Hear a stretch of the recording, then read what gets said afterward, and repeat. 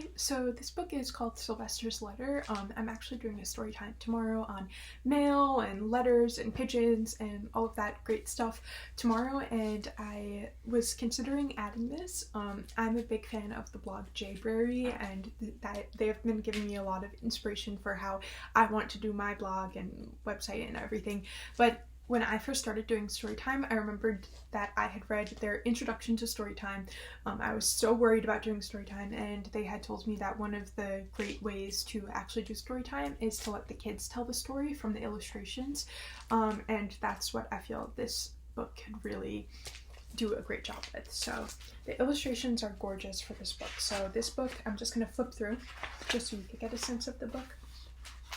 So this book touches on grief and death and the loss of a loved one. So our narrator really wants to mail a letter to his grandmother, and he goes through all of these interesting, unconventional ways of sending this letter. So he has it travel via parachute, and it goes up in the air, and basically it's going up towards heaven so that the narrator's grandmother can receive it. But this letter goes on quite a journey through the jungle, and the illustrations are very interesting. I hope that the computer can kind of pick up on it. They have almost like a video game type style to it while also being very kids drawing, but there's definitely a graphic feel to it.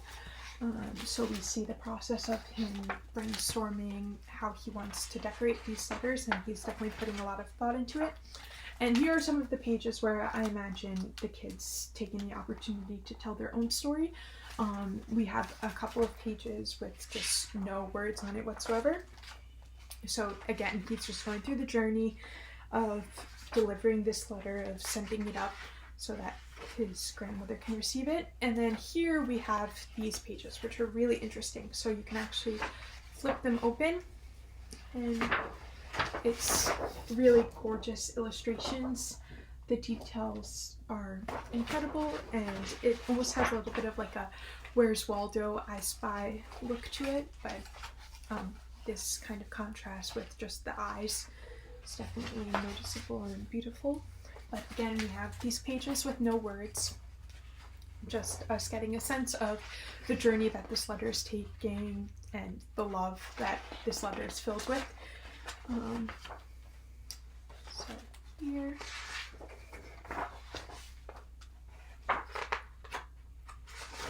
and we can definitely sense how much the narrator misses his grandmother, the thought that he's put into it.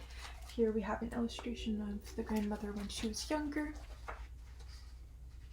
The colors are really gorgeous. The choice of colors really contributes to the story. Here we have this picture.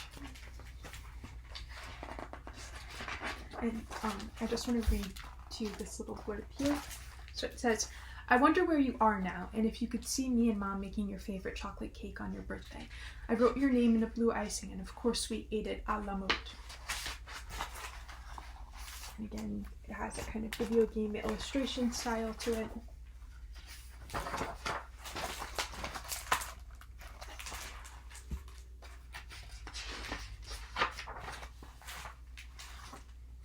He said that his grandmother was one of his favorite people of all time, and that he loves her forever. And this is our final page.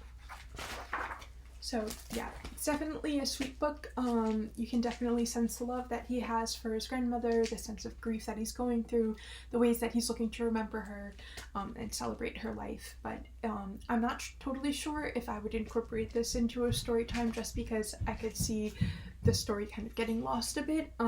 If I was going to go the route of them kind of narrating their own story time, then this could definitely be a contender. But again, it definitely leaves a lot up to interpretation, and you can kind of lose the beauty of the story a little bit. So that was Sylvester's Letter.